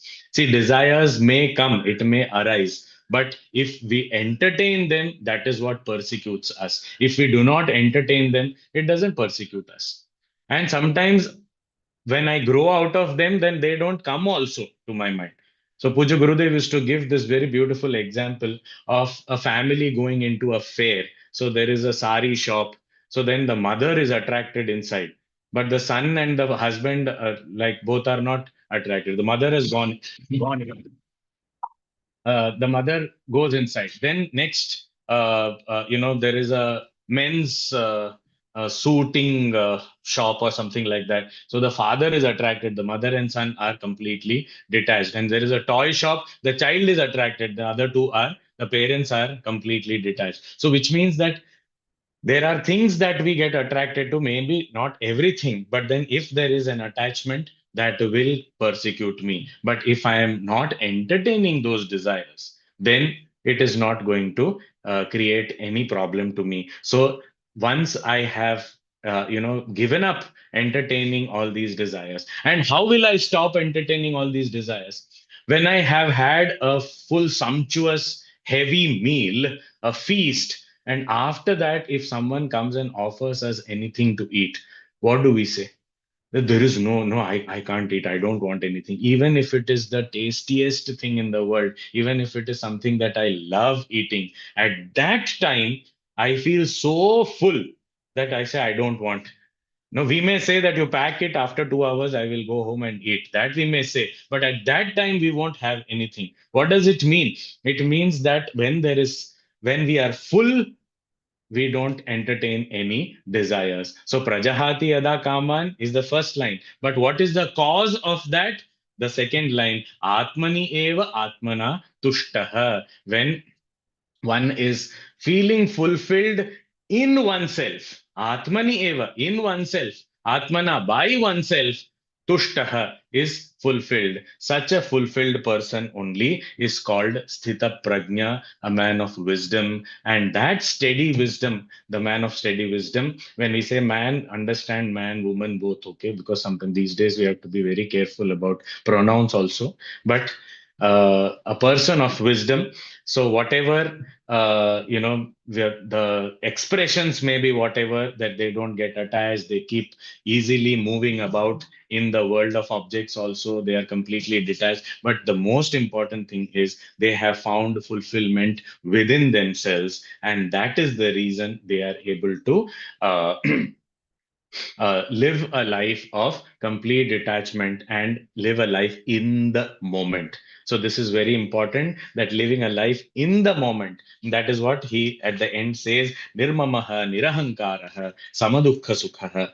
So he's all the time in the moment, in the present, and therefore he is so peaceful. So keeping the mind cut off from the past, cut off from the future, and keeping it in the present. Puja Gurudev made it very, very simple for all of us. He said in one simple statement, keep the mind where your hands are working. That's it. If this we can follow, this will help us ensure that we get peace. And eventually, with this knowledge, the one gets established in that state, which is called Brahmi Sthiti, which is called the state of ultimate wisdom, the state of Brahman, and that is called as moksha, that is called as liberation, enlightenment, nirvana. All these are the words used for this. So if we look at this chapter, initially Arjuna is crying, Ashru Purna Kulekshanam, first verse. And last verse is talking about Brahma Nirvanam Richati, liberation through knowledge and establishment and abidance in Brahman. So this is the journey of the entire Gita. We are crying today, but we'll be liberated with the Gita. So this is what the Gita offers, and in the form of the second chapter, it is actually taking us through the entire journey of the Gita, and all the rest of the chapters are only elaboration of all these various points that Bhagavan has mentioned to not only refute but also make Arjuna understand that all his arguments were not valid just to create um, to grieve, but what is required is to have the right perspective of life so that we never have to grieve.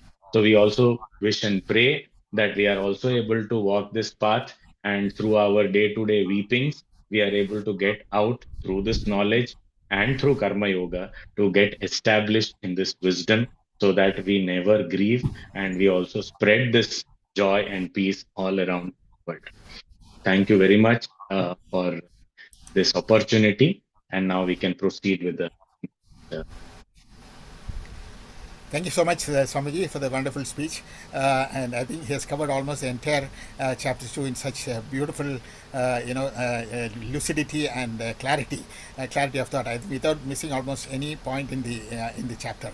And I think summing up Swamiji's speech would be quite difficult because he has covered quite a lot of stuff. Maybe I can just think about a few points that I captured. He starts with Arjuna's pitiful state, and then initially giving a shock treatment at first, and I think probably you can give a shock treatment only to people who can take it, and Arjuna is probably one of those guys who can take the shock treatment, and then the politically incorrect usage of Clybium mas Gamma Partha, but even that is part of the shock treatment. And whether Swamiji was asking whether Arjuna was actually just pretending for our sake, so that is very interesting. Then the Lord should be in our side. Then he was saying that initially Arjuna is willing to listen, but not confirmed his action, but needs to be convinced to act. And Swamiji said that we should actually demand knowledge and wisdom. Then only the seeker only gets, and spirituality is not a serendipity, which one comes across accidentally. One must really seek for it. Then that Krishna smile, the smile of confidence and reassurance, that of love, and then very interestingly, Swami also talked about the Maya aspect of his smile, and its enlightening power as well as its deluding power. So initially, like Arjuna is deluded, and then now he's on the path towards to the enlightenment. So that is the topic of chapter 2. And after the lashing with the tough words, he goes into the act of smile, and then to the knowledge treatment. Then problems cannot be solved at the same level, and one has to transcend the current level of problem to really solve any serious problem. That is one of Swamiji's state ideas. And he also said very beautifully about the lessons the chapter 2 offers in teaching, learning, pedagogy, lessons in parenting, and creating a safe space before teaching. So these are all very interesting words. And the dichotomy between the actions and the words of people like all of us. We talk big and intelligent while act foolishly. So that is same state of Arjuna. And so this is what Swamiji was highlighting. And from the level of grief and despondency to the highest level of Sthita Prajna, and also to the final state of Brahmi Sthiti. So that was the path that Arjuna took. The chapter 2 takes us from the beginning till the end of the chapter. And the eternal nature of the self, and the changeless substratum. And we have, and Swamiji curiously talked about every 7 years we die. Every rebirth is happening every 7 years, not after 120 years or something. Like we should experience the death, and probably maybe we also see a death every night. So that may be also another way of looking at it. And reality is that something, and talked about Nasado Bhavato, that reality is that which is not that which is, and non-reality is something that which is not. So this is where one of the central ideas of this chapter 2. And Krishna takes on all the arguments of Arjuna, and then systematically analyzes them, and then negates them and demolishes them. So never follow gurus. And somebody very interestingly said, never follow gurus who validate sorrow as is currently in fashion. So we must actually take gurus, follow gurus who really are actually, don't really take our sorrow as the truth, and demolish it. Then the foolish argument that is currently in fashion, that Gita is a war-mongering scripture, and that Krishna says, and Krishna is telling Arjuna, the newspaper's headline will be that the great Arjuna chickened out, and when it really mattered, what will people say? And that really influenced Arjuna. So Swamiji was really putting up things in a very current perspective. And as focused and pointed mind is essential. Do actions for the Lord, and as an act of worship. Then the two definitions of yoga, samatvam yoga uchide, and then yoga skill in action. So these are two important definitions of yoga. Then elevating the mind and transcending from the level of the mundane, and Sthita Prajna, the intellect or the mind established in wisdom and jnana. Atmaneva atmani tushtaha. Then finally, Swamiji ended with living in the current moment, where keep your mind where the hands are. and then finally the chapter ends with from utter dejection of Arjuna to the Brahmistri. So Swamiji covered all the aspects of chapter 2 in such a beautiful manner. Thank you so much, Swamiji. So I think we'll just go through the final verses, and then after that we can have some question answers. So, Sriyariji, you can go ahead. I think Padmini ji to closing prayers, right? Yeah, closing prayers. Can you see the screen? No, I couldn't. Not able to see the screen.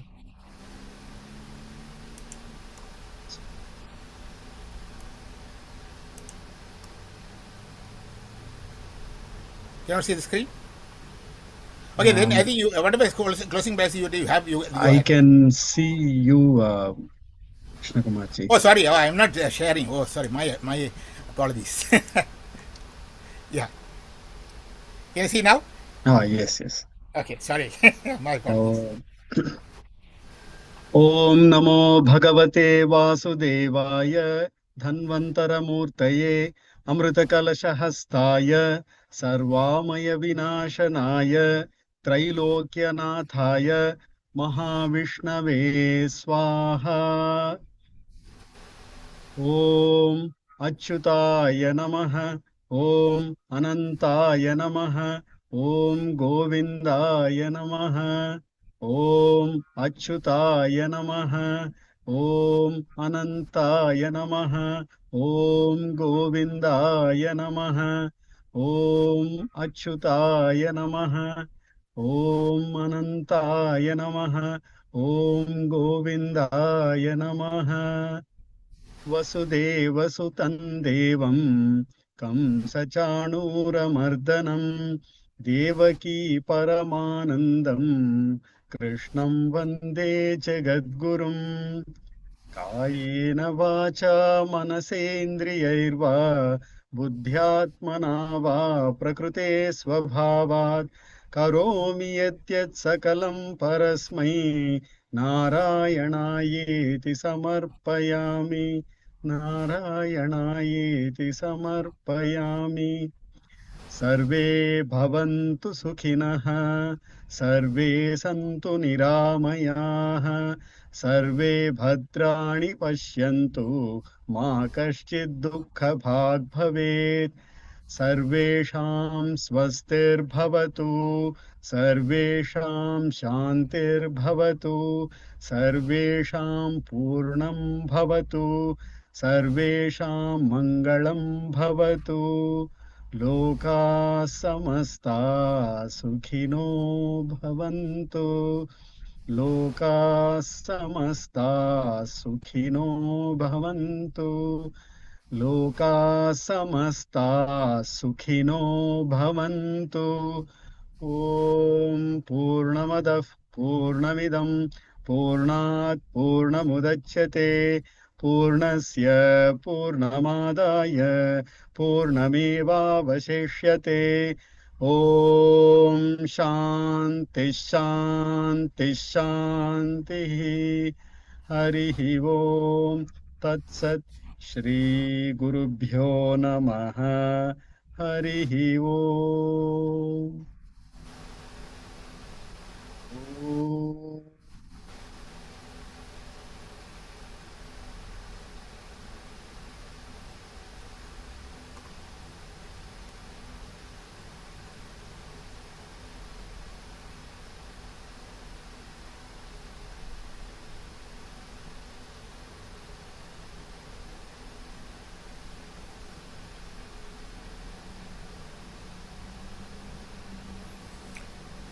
Thank you so much, Sriyariji.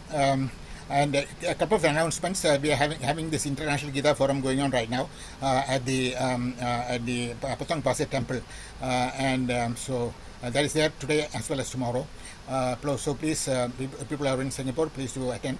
And then we are having this another announcement is on 2nd of August we have this Srimad Bhagavad Gita Havan, the most important event of the Gita Jayanti in Singapore.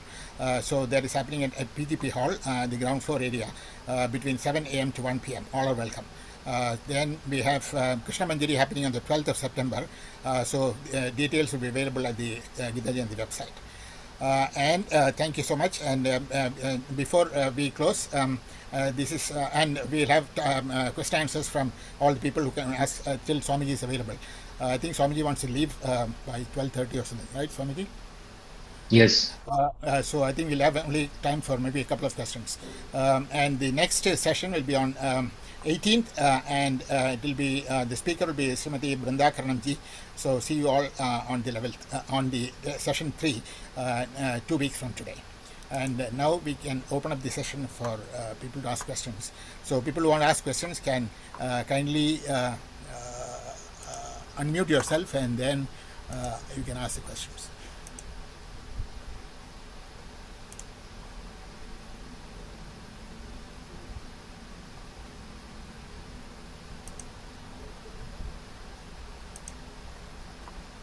Anybody? Any questions? People are all.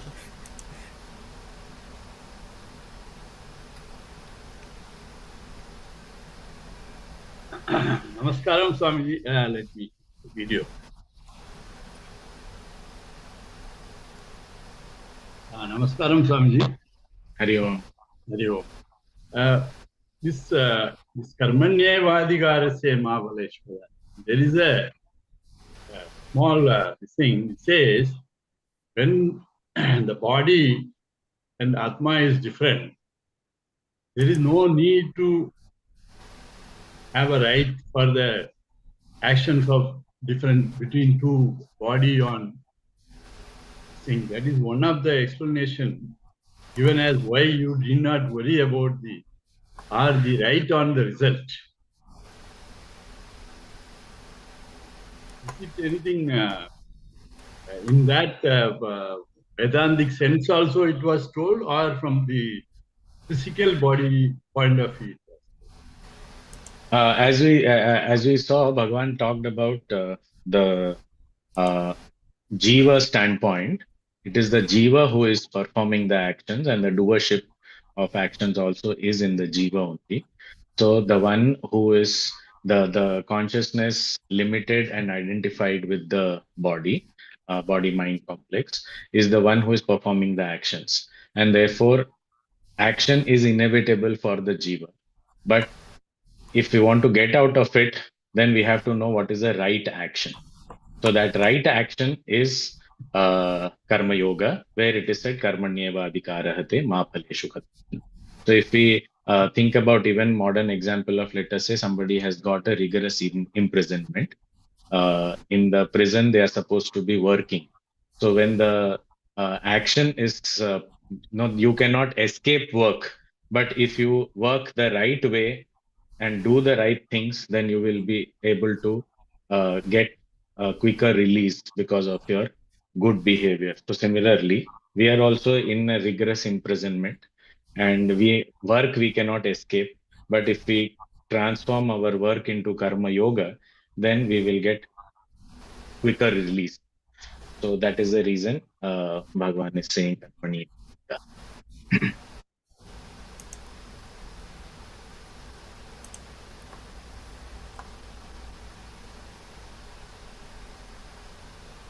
Anybody else? Any other questions? Swamiji has another 10 minutes left. It is not compulsory to ask questions. If there are Swamiji, questions. okay, let me ask you a question. What about the ladder of fall that this chapter 2 talks about? I think Swamiji has not really. I think like Mahatma Gandhi used to say that it is it's the most important part of Bhagavad Gita. So this, whereas Swami Vivekananda used to say that Masma Garma is the most important part of Bhagavad Gita. So anyway, both these are actually happening to be on the chapter 2 itself. Maybe Swamiji can. Swamiji has spoken elaborately on the first part, Masma Garma Partha, whereas the last ladder of fall you have not spoken. Just ladder of fall is actually indicating as a part of the Stita Prajna Lakshana only, and some people even question that why is it, why are these two verses placed here, because they seem to be out of context. But the point is, at every point, wherever Bhagwan is declaring that for such a person, this person is the one with established wisdom. Where we slip also has to be indicated, that why we don't get established in that wisdom, why are we not able to lift ourselves to that level. So here he says that it is not something very big reason. The reason is very small, and that is brooding.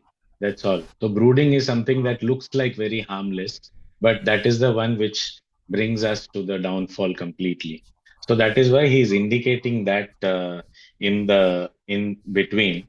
So he says that the one who is consumed by likes and dislikes, and whatever one likes is constantly he is brooding over it. That's what develops attachment, and attachment leads to desire leads to agitation and anger or greed, and then ultimately it brings about a downfall. What here is very important for us to understand, even in a text called Vivek Chudamani by Sri Adi Shankaracharya ji, he has very beautifully brought this out, that it's like a rubber ball which falls from a staircase, from the terrace. It falls on the staircase. The first couple of steps, it's a small bounce. So maybe someone running from the terrace can go and catch it, but after that, after one or two steps, then the bounces are larger and it can be got only at the ground. So similarly, even this fall also, at the level of brooding, one can stop, and maybe a little bit when you are you're sensing that attachment or like and dislike, that time it can be stopped. But when it takes root, once it takes root as desire or anger or any of the subsequent steps, it is very difficult to stop at that point and return. So that is why the important point here is that to nip it in the bud and start off, be aware and alert. So that is why when we talked about keeping the mind in the present, is also to be alert about what's happening in the mind. If there is any brooding going on, any kind of fanciful thought going on, because anything that we have purchased from anywhere, online, offline, any shopping, anything, it starts off with this fancy that how nice it would be if I can get this. And this is where the danger is. So otherwise, after that, whatever happens, it is just a consequence. So that is why he is given two verses. He says from that the first word is important, dhyayato vishayan pumsaha. And that also the word usage of the word is very interesting. Dhyayatah. So here also it seems to be concentrating, focusing, meditating, but meditating upon what? Vishayan is the objects and Atman is another. So if I concentrate and focus on the objects, it will bring about downfall. But if I focus on the self, it will uplift me. So that choice I have. So that is why the first step is the most important. And therefore, the next verse immediately, he says, Raga Dvesha Viyuktaistu Vishayan Indriyaister. So even if I am not in front of the Vishayas, in front of objects, but if I'm brooding about them, then my downfall is certain. But even if I am Vishayan Indriyasharan, I am surrounded by objects and living among objects, but Ragadvesha Viyukta, without brooding and without my likes and dislikes, then such a person is able to uplift oneself. Prasadam adhigachati. One is always peaceful and happy. So this is what is specifically indicated in the Sthita Prajna's description or indication that has been given. So how one can fall from the prajna to the by meditating or thinking about the vishayas. So that is the idea, right?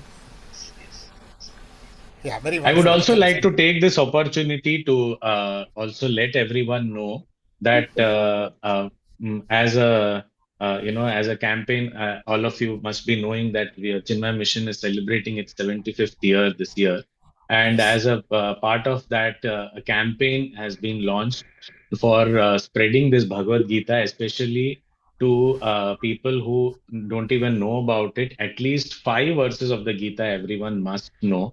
So we call it as Gita Panchamrit. Many people, in Singapore also would know about it. The Gita Panchamrit verses are one of them is in the second chapter as well. But the first one is Uddharedatmatmanas. Second one is Karmani Eva Adhikarahate. Third is Yat Karoshi Yadashnasi from the ninth chapter. Fourth is Ananyas Chintayanto Mam from the ninth chapter again. And the last one is Sarvadharman Parityajya from the 18th chapter. These five in this chronological order is the Gita Panchamrit, which we have been trying to spread to as many people as possible. That anybody who is following the Gita, who understands the value of Gita, any Hindu, any Bharatiya, wherever in any form, must at least know these 5 verses, if not the entire Gita. So this is something that I would invite everyone. I know Gita Jayanti is completely, doing prachar of the entire Gita, but it should not be entire Gita or nothing. So at least 5 verses everyone must know. So let us all ensure that this Gita Panchamrit is learnt by everyone, memorized by everyone, and in all congregations we chant, and it actually takes just 1.5 minutes. So it will be a very beautiful thing as an identity of all of us. And Bhagavad Gita becomes an identity and a factor to bring us all together on this path. So I would like to invite everyone to learn these verses, and if it helps, especially for the youngsters, then hashtag Gita Panchamrit memorizing challenge, something like that. If we say, then it might inspire more people. So this is just I just wanted to take this up. Yeah. Thank you so much, Swamiji. Definitely, I think we will try to do that. Yeah. Srinivasi, you want to say anything? I think it's exactly 12:30 now, so time for Swamiji to leave. I have a But flight in a unmute. couple of hours, so I need to leave now. That's the reason. Yeah. Srinivasi, you want to say anything? Unmute yourself. Unmute.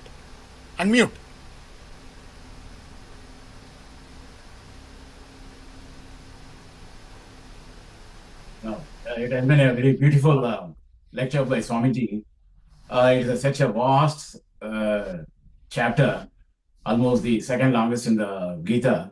Yet he is able to bring the essence of it in the structured manner, because he took the Atma Jnanam as a very important one, and he said how Krishna was coming down and lifting up Arjuna in a parable. So, definition of a good teacher, guru. So that was wonderful.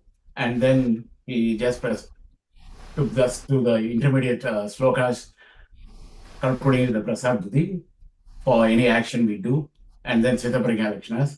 And that also took one particular sloka. So this speaks volumes for the Swamiji, because, like he said, Guru may be able to lift, but Guru should also be able to give the essence of it in 10 minutes, 1 hour, or 2 hours, whatever duration that is given. That is also a great attribute of a highly knowledgeable person, because a lot of us, we do not know how to go and package it, but he has beautifully done it. Thank you very much, Swamiji. Thank you very much. We are really blessed today to have you. And I'm sure all of us have carrying this knowledge today back home with a clear thought on chapter 2. Thank you very much, Swamiji. And we extra thanks for joining us from all the way. I think you are now in Delhi, right? Yes, I'm in Delhi. So it is kind of him that, setting aside his other commitments, he has given us the time to join us here, and we'll definitely pursue that Gita Panchamrita Shloka, Swamiji. Definitely. Thank you. And for the benefit of all, this today's talk is available on our Gita Jayanti Facebook page as well as on the YouTube page, live streamed. So at any time you can listen and take advantage of Swamiji's wonderful words. Thank you, Swamiji, once again, and thank you to all people, all participants today. Thank you so much. We have taken 2 minutes extra. I think Swamiji conducts regular classes at Singapore, so I think the details of it can.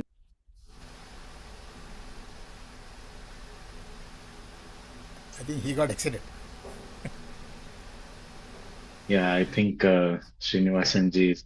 He's speaking from the US actually, so I think it's okay. I think so. Let us not hold Swamiji any further, and let's close the meeting for today. Hari Om, that's it, and we offer everything under the lotus feet of Lord Krishna. Thank you so much to everybody. Thank you, Swamiji. Hari Om. Hari Om. Thank you. Hari Om. Thank you. Hari Om. Hari Om.